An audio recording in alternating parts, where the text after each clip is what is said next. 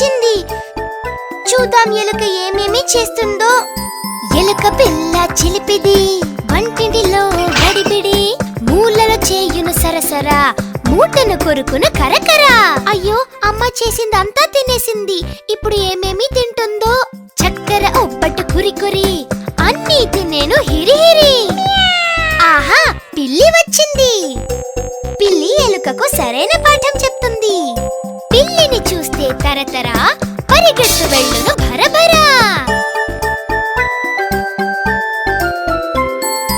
ఎలుక పిల్ల చిలిపిది, వంటింటిలో గడిబిడి, మూలలో చేయును సరసరా, మూటను కొరుకును కరకరా.